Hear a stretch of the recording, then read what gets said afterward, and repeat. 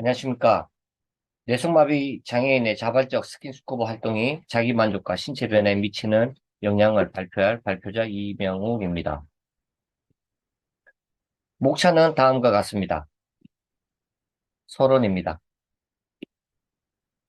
장애인은 2020년도 등록 장애인 262만 200명의 연령별 기준 60대 이상 인구가 49.8%로 2017년 46.5%에 비해서 약 3배 정도 높은 수준이고 19년 말 기준 장애인 수는 261만 820명으로 인구 대비 5.2%로 나타났습니다. 장애인의 외부 활동은 대부분 외부에 있는 경우가 45.5%이고, 2017년 외부 활동을 하지 않는다는, 응답은 4.5%에서 8.8%로 2020년대에는 두 배 정도 증가했습니다. 또한 55.9%는 장애로 인하여 불편해져 외부 활동을 하지 않는 이유로 답했고, 코로나19 영향은 11.8%, 외출을 도와줄 도우미가 부재가 9.1%로 대답했습니다. 전체 장애인들의 인구 32.4%에서 14%가 본인의 건강 상태가 좋다고 생각하는 장애인들보다 절반 이하로 낮았습니다. 다만 우울감 경험과 생활의 스트레스 경험률은 높은 것으로 나타나고 있는데 주관적 상태, 즉 건강 상태가 좋다 또는 매우 좋다라고 응답한 비율은 14.2%이며 48.8%는 나쁘다 또는 매우 나쁘다라고 나타났습니다. 특히 60세 이상 장애가 있는 노인의 우울감에 대한 경험은 18.8%이고 자살에 관한 생각은 11.5%로 여전히 높은 수준이었습니다. 스트레스 인지율은 만 19세 이상 장애인의 스트레스 수준은 33.8%로 전체 인구 28.7%와 비교되는 높은 수준으로 한국보건사회연구에서도 나타나고 있습니다. 여가 활동은 현대인에게 부족한 신체 활동을 보상해주고 정서적 긴장을 완화해주며 자아 성취의 욕구를 충족해줄 수 있는 매우 가치 있는 여가 활동이라고 할 수가 있고, 황보옥 이선자는 신체적, 심리적 제약으로 인해 장애인들은 그들 자신이나 그들의 가족 이외의 환경과 상호작용이 상당히 제한된다고 하였습니다. 이에 신체 장애가 스포츠 사회화를 통해 신체의 가장 직접적인 가능성을 발견할 수 있도록 하고 스포츠 참여도 증가를 하며 2019년 장애인 생활체육 결과를 살펴봤을 때 국내 장애인 수는 점차 증가하고 있으며 신체 장애가 스포츠 사회화를 통해 신체의 가장 직접적인 가능성을 발견할 수 있게 하도록 스포츠 참여도 증가되고 있습니다. 이게 수중 및 수중 활동의 일반화와 관련된 다양한 다이빙 활동에 대해서 수요를 보면 훈련 치료, 다이빙, 수중 건설, 다이빙 모험, 수중 수집, 수중 환경과 보호 및 연구를 통해서 빠르게 증가를 하고 있는데 이 범주에서 정대철, 즉 주성범, 박기덕, 한승환, 김현주, 최종환은 다양한 훈련 프로그램의 개발과 적용이 신체에 매우 긍정적인 영향을 미쳤다고 보고를 했고 증증 장애인에게는 스포츠는 다양하지 못하기 때문에 이동성을 높여주고 신체에 무리가 가지 않게 하기 위해서 스킨스쿠버가 적합하다고 또 하였습니다. 내성마비 장애인이 스쿠버 다이빙을 스쿠버 다이빙을 시작하려면 극복해야 할 어려움과 비정상적인 신체 움직임으로 불안과 우울증과 같은 사회적 적용을 방해하는 요소로서 작용하는데 이에 따라서 자신의 존재를 가치 있게 받아들이지 못해서 열등감이나 불확실성, 회피 성향을 보이는 부정적인 자아를 가지고 또 되었다고 하고 있습니다. 이러한 점에서 스킨스쿠버를 성공적으로 하고 났을 때 성취감과 만족감을 느끼게 될 것이고 더 나아가서는 재활의 도구로 활용될 수 있다고도 볼 수 있습니다. 하지만 뇌성마비 장애인을 대상으로 스킨스쿠버의 성공 요인을 높이는 방안에 관한 연구가 시행된 사례는 보고되고 있지 않아서 뇌성마비 장애인의 스킨스쿠버 참여에 어려움이 있습니다. 이에 뇌성마비 장애인을 위한 스킨스쿠버 교육 방법과 도구들이 만들어지거나 기술 습도에 관한 연구가 필요한 실정입니다. 그리고 뇌성마비 장애인이 스킨스쿠버 다이빙에 참여함으로써 신체적 자기 효능감과 신체적 변화를 규명하기 위해서 설문지와 의학적 장비를 이용할 것이고, 이를 통하여 뇌성마비 장애인의 자발적 스킨스쿠버 활동 참여로 자기 효능감과 신체적 변화에 대한 기초 자료를 제공하는 것을 그 연구 목적으로 하고자 하였습니다. 먼저 수중 재활의 정의를 보면 수중 운동은 수중에서 근육을 이완시키고 운동을 즐기고 체력을 향상하게 시키면서 건강을 유지하기 위한 요소가 가미된 운동입니다. 한국에서는 이미 수중 에어로빅이라는 용어로 널리 알려졌고, 물속에서 에어로빅으로만 알려져 있으나 수중 재활이나 운동 프로그램은 심장과 근육 조절, 관절 및 운동 순환과 같은 신체적 힘과 전체적인 신체 기능 향상하는 데 도움이 되고 있다고 알려져 있습니다. 그리고 수중 재활의 역사를 보면 스포츠에서 파생된 것으로 간주할 수 없으며 병을 치료하기 위해서 수치료 기술로 오랫동안 변화되고 발전된 것으로 보이고 있습니다. 이미 유럽에서는 19세기에 수치료적 기법이 개발되어서 역동적으로 시작되었고, 84년에 수중재활협회가 미국에서도 설립이 되었습니다. 그리고 우리나라에서는 1998년 한국아쿠아운동협회가 설립되어서 지도자가 배출되었고, 새로운 체육 전문 직종이 생기면서 생활체육으로 또 보급되기 시작했습니다. 최근에는 관절염 치료, 요통재활, 아쿠아 운동선수나 건강과 신체 교육 전공에 의한 발기능 개선, 장애인의 수중재활 훈련 등 치료 목적의 수중운동으로도 확대되고 있고, 수중재활에 관한 관심 외에도 다양한 수중 방법이 한국에 도입되고 인상적으로 사용이 이루어지기 시작했습니다.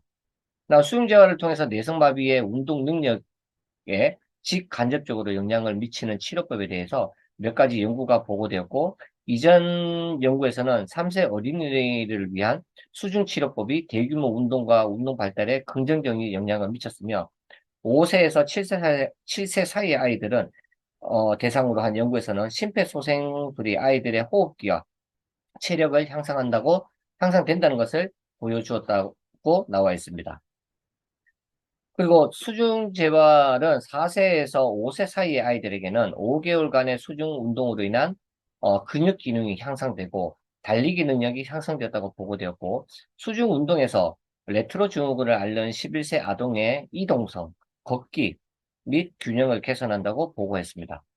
물속에서는 활리 기법이 5세 아동의 활동에서 근육의 힘, 균형, 발 패턴, 에너지 소비에 긍정적인 영향을 미친다는 것을 보여주었고, 특히 수중재활 연구는 물의 기계적인 성질을 직접적으로 활용하지 않고 현장에서 정상적인 수중재활을 주로 활용하는 방식으로 진행되었다고 알려져 있습니다. 다음 수중 운동 프로그램의 효과를 보면 수중 운동은 얼굴을 넣지 않고 운동을 해서 물을 두려워하거나 수영을 못해도 할 수 있고 비염이나 중이염으로 수영장을 꺼리던 사람들도 물에서 운동을 즐길 수가 있습니다. 또한 수영장의 수심이 어떠하더라도 거기에 맞게 운동 프로그램을 활용할 수 있기 때문에 수중 트레드밀이나 수중 자전거와 같은 건강 단련 장비를 사용하는 곳도 있고 또 그것이 비싸고 많은 사람이 이용할 수 없는 단점이 있어서 수중 운동이 더 인기 있게 만들고 있습니다. 수중 운동은 하태부에 대한 저항 운동으로 사용될 수도 있고 수중용으로 만든 운동화를 착용함으로써 미끄러지지 않고 적절한 착지용으로 사용될 수도 있습니다.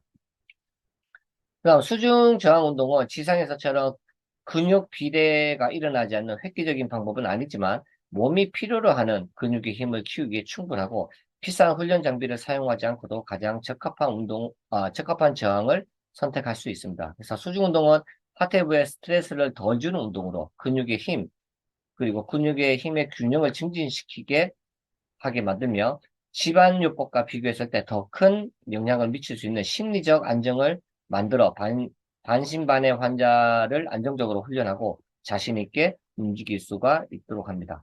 그리고 수중 걷기는 물속의 부력에 의한 체중 지원을 줄임으로써 근육의 힘과 표현을 강화해 관절의 이동성, 균형, 그리고 심폐소생 능력의 부분도 향상할 수가 있고, 이 부분은 운동 능력과 안정성 향상으로서 삶의 질을 향상도 시킬 수가 있습니다. 그리고 노인에게는 수중 운동을 하면 인지 기능, 심리적 안정성, 사후 안정성이 향상되어 낙하를 방지할 수도 있다고 알려져 있습니다. 그리고 지금 보이는 이 프로그램의 종류 중에 보고 계시는 영상의 그 와치 기법은 1970년대 말에 미국에서 발명이 되었는데, 와치의 기원은 물과 일본어의 지압이라는 단어로 조합되어졌고, 와치는 스트레칭과 전신 마사지의 형태로 행해지고 있으며, 스트레칭 효과는 근육과 관절 구조에 부드러움 조직에 긍정적인 영향을 미치며, 이것은 근육의 질을 향상시키고 관절 수술의 범위를 증가도 시켜줍니다. 게다가 근육의 조임 감소와 이완의 전복을 자극함으로써 그 느리고 유동적인 와치는 매우 안정적인 운동으로서 전 정맥을 자극하고 몸의 전체 근육 긴장을 감소시켜 준다는 거죠. 그리고 따라서 척추 기능 신경계의 어려움으로 인해 근육과 근육 비강 증강 사이의 긴장을 줄이는 것으로 효과적으로 볼 수가 있습니다. 다만 이제 와치는 따뜻한 물에 누워 있는 동안 수행되기 때문에 장애인과 비장애인의 심리적 이완과 스트레스 감소에 매우 적합하며 직업적인 치료에도 적합하다고 볼 수가 있습니다. 두 번째는 바드라 가즈링 기법인데, 이 방법은 독일의 의사에 의해서 발달이 되었고, 이 부분은 1957년 스위스의 바드라가즈 지역에서 소개되었는데, 그것을 팔다리에 자극적인 반지를 끼는 것으로 특정 지어지고, 바드라가즈링 기법의 주된 목적은 신체와 팔다리의 안정성을 향상하고 또 신경 근육을 재교육시키고 강화, 촉진 및 예방하는 것입니다. 훈련 패턴은 체간 5가지 패턴으로 상지 2가지 패턴, 그리고 등장성 운동, 등척성 운동으로 구성된 하지 13가지 패턴으로 나뉩니다. 그리고 등장성 운동은 근육의 길이가 변하거나 오랜 시간 동안 변함에 따라 감소하는 동적 근육의 운동이고, 등척성 운동은 근육 길이를 변경하지 않고 근육을 수축시키는 정적 근육 운동이라는 겁니다. 그래서 주로 중추신경계 부상, 정형외과적 부상, 관절 질환자를 가진 사람들을 위해서 수준 기법으로 활용되고 있습니다. 그다음 할리 기법은 1949년 런던에 있는 할리 정신장애 소녀학교에서 개발되었는데, 당시 장애인들이 수영을 더 잘할 수 있게 하려고 고안이 되었던 부분입니다. 하지만 현대에 와서는 발달이나 신경학적 장애가 있는 장애인과 정형외과적 장애가 있는 환자들을 위한 훈련제와 기술로 사용되고 있고, 주된 목표는 수중 자세 제어를 위한 완전한 정신적, 감각적 운동을 가능하게 하는 것으로 볼 수가 있습니다. 게다가 그 외에 근육의 힘을 향상시키고 관절의 움직이는 범위를 증가시키며 근육의 조임을 발달도 하고 협음을 향상하는 것으로 목표를 하고 있습니다. 그래서 4가지 주요 큰 단계로 구성되는데, 금속 적용, 균형 복원, 억제 및 완화, 특히 10가지의 기술 수준을 적용을 하고 있습니다. 다음은 연구 방법입니다. 어, 연구 사례자의 특징으로는 DC의 장애인으로 등록되어 있는 일상생활에서 신체 활동이 가능한 경직성 편마비 장애인 1명을 대상으로 했으며, 표집 방법에 따른 실험 연구를 시행을 했습니다. 그래서 연구 대상자에게 연구 동의를 작성을 어, 하고, 언제든 연구법에 따라서 대상자는 언제든지 연구를 그만둘 수 있을 것을 공지를 하고 연구를 했습니다. 또한 장애인의 연구 대상자이기 때문에 스킨스쿠버 교육 시 응급치 지원을 상시 입회하고 연구를 진행을 했으며, 장애인을 대상으로 한 장애인 패디 오픈워터 과정에 제시된 총 20회 제한 수업, 수영장 교육 16회, 개방 수업, 바다 교육 총 4회로 설정을 해 사전 검사는 제한 수역에서 교육 전 편매비 검사를 실시를 하였고, 스킨스쿠버 사전 검사 1회, 본실험 10회, 사후 검사 1회로 실시를 한 후에 사전 검사와 사후 검사를 수영장과 바다에서 시행을 하였습니다. 측정 도구 및 자료 분석은 본 연구에서 내성마비 환자의 신체 운동 발달을 위해서 스쿠버 다이빙 활동인 사전 테스트, 작동 기능 저하, 안정 보행 이동성, 수중 전문가들의 대한 그 개입을 한 사후 테스트의 3단계로 구성이 되었으며 데이터 수집 방법은 연구진이 매일 방문해 수중 영상 등 자료를 업로드를 하고 또 그 사람들과 평가하고 분석을 바탕으로서 또 수정 보완도 하였습니다.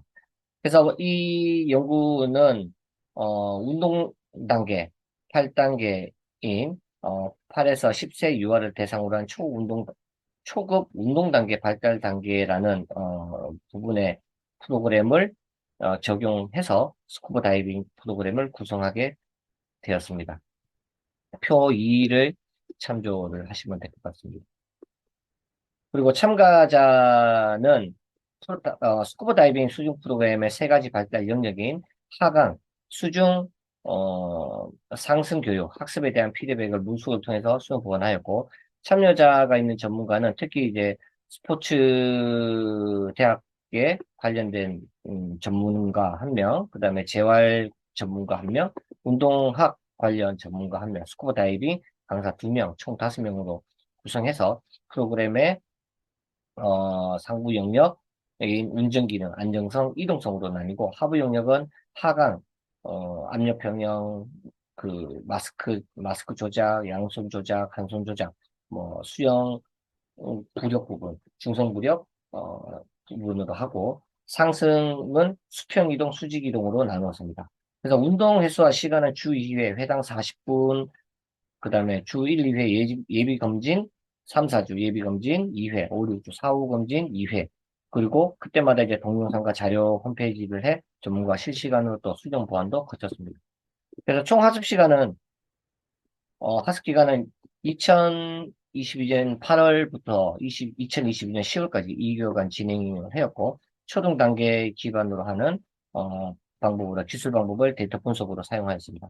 그래서 사전 점검 시 어, 조작 기능에 의해서 하강하는 과정과 그리고 손을 수목으로 잡고 경직된 팔을 구부린 상태에서 마스크 위치 설정하고 또 손가락 펴지 않아 또 수화로 의사를 통하는데 어려움이 있는지 이런 부분들도 어, 그 연구에서 사용을 하였고 이 부분에서 조금 어려움도 발생을 했습니다. 그래서 몸은 하강 초기 스키즈 압력, 그 다음에 최초 밀도의 역동성을 느낄 수 있어야 하는데 하강 1m마다 압력 균등화가 필요해서 무리하지 않게 표면으로 살짝 올라가서 또 내려가고 올라가서 내려가서 통증과 부상을 예방하는 것으로 또 손가락이나 손 모양에 맞게 수신호도 설정을 하고 그것을 사용을 하는데도 충분히 손가락을 펴고 닫을 수 있는 가정이 되었습니다. 그래서 버디는 양손과 한 손을 잡고 팔을 최대한 뻗을 수 있도록 하였고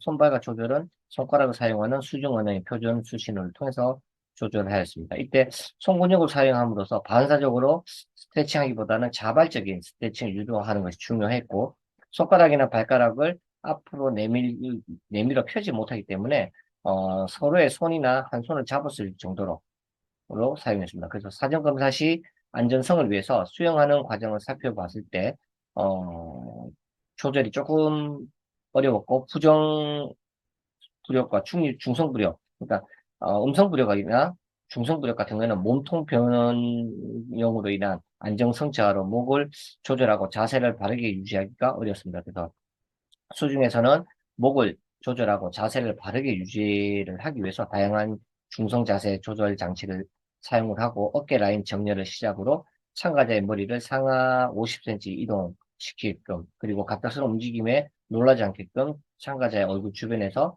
눈과 반응을 충분히 검사를 하였습니다. 그래서 좀 더 편안하게 목 근육의 긴장을 풀기도 하고 한 손을 잡기도 하고 버디에 두 손을 잡아서 도움을 주었습니다. 호흡에 맞춰 수영을 할 때도 자연스럽게 머리가 향하도록 하였고, 뭐, 긍정적인 부력을 느끼겠고, 숨을 내쉴 때는 머리를 아래로 향하고, 또, 음성부력일 때는 음성부력의 부력도 느끼게끔 하였습니다. 그래서 이러한 호흡과 머리 조절로 인해서 중성부력을 할 수 있도록, 이야기를 해주었고, 경지성 내성마비는 중력에 의해서 근육 긴장 증가로 머리가 올라오지 못하게 하고, 엎드린 자세에서 손바닥과 손을 물에서 잡는 것이 효과적이라는 것을 살펴볼 수가 있었습니다. 검사실에서는 또 이동성에 의한 상승 과정을 살펴보면 동체에서 우측이 비대칭 변형으로 골반과 허벅지를 이용한 수중 발차기가 불가능했고 근육 긴장으로 양쪽 다리를 펴지 못해 또 킥 동작이 어려웠습니다. 그래서 이동 패턴을 맞출 수가 없었고 수직 이동에서도 손발과 목 근육이 경직돼 물속에서 어, 물속에서 수직으로 일어설 수가 없었습니다. 그래서 바디랑 마주 보고 손잡고 안정감을 주는 수중에서의 다양한 움직임을 보여주었고, 쉽게 접근할 수 있고, 초조하지 않는 부분으로 진행을 할 수 있는 것을 제안했습니다. 그래서 5명의 전문가들에 의해서 운영된 웹사이트를 통해서 경직형 내성마비 장애인들에게, 어, 표와 같이 어, 동작 기능을 주었고 스쿠버 효과도 수분을 적용해서 검증을 하였습니다. 그래서 조작 기능에서 하강시 마스크와 마우스의 조작이 수준 보완되고 기본 동작이 유연하게 되는 부분들 그리고 손발 가동 범위 확대, 신체 증가를 가져왔고 일상생활에서 기능을 회복시키는 치료 방법인 인지 운동에 가장 가깝게 있다는 점을 보여주었습니다. 그래서 연구 결과의 그림 1과 2는 수중에서 웹사이트에 물 속에서의 결과로 문제점을 수정하고 보완하여 성공을 내고 있고 안정성을 위해서 수영장에서 수정 보완으로 제시된 조언을 적용해서 결과가 냈고 목 조절과 호흡을 통해서 긍정적인 부력들, 중성적인 부력들, 그리고 음성적인 부력들이 나타났습니다. 그래서 이것은 지면에서 균형을 잃기 쉽기 때문에 문제와 위험이 동반될 수 있는 밸런스 패드나 트램폴린, 자전거 밸런스 볼 등의 뇌성마비의 균형 능력 향상을 위한 도구로 제시되고 있으나 수중 운동은 수영을 할 수 없거나 신체적인 단점이 있는 사람에게는 안전하게 수용될 수 있는 효과적인 신체 활동이고 물속에서 자유롭게 움직일 수 있는 기회를 제공한다는 장점을 보여주고 있습니다. 그리고 표준 수신호를 통해서 이런 의사소통을 보여주는 부분들도 있습니다. 그리고 그림 3이나 4는 무속 결과에 관한 문제를 수정 및 보완함으로써 성공적임을 보여주었습니다. 그리고 개정 보완에서 제시된 조언을 기동성 향상에 적용 결과 수중 자세를 조정하고 증가세를 보였고 시상 환경에서 물리적 외력에 의한 익숙한 뇌성마비 피험자에 대해서는 시상과는 다른 수중 환경에서 서서 자세를 조절하기 위한 자세 훈련이었습니다. 그래서 자세 제어를 위한 시각, 신체 전전기에서 감각 전략을 만들어내는 운동 전략과 감각 전략 고도화에 필요한 관점에서 감각과 동작이 조화를 이룰 수 있는 자세를 수행하는 능력에 변화를 시켰다고 볼 수가 있습니다. 그래서 자세 제어를 제한하기 위해서 스쿠버 다이빙은 내성마비의 수중 환경에서 재활 방법을 제한하는데 그 가치를 보여준다고 볼 수 있습니다. 그래서 자세 제어를 위해서는 시각, 신체, 천정기에서 감각 전략을 만들어내는 운동 전략과 또 감각 고도화에 필요한 관점에서 감각과 동작이 조화를 이루며 서 있는 자세를 수행하는 능력에서 변화시켰다고 볼 수가 있고, 이 자세 제어를 개선하기 위한 스쿠버 다이빙은 내성마비의 수중 환경에서 재활 방법을 제안하는데 그 가치를 또 보여준다고 볼 수 있습니다.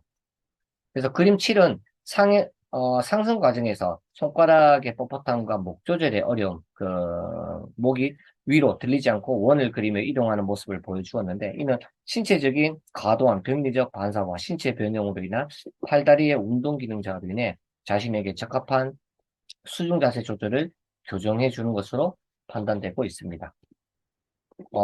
다음은, 다음 영상은 저희가 수중 교육 과정을 전체 과정을 담은 영상입니다.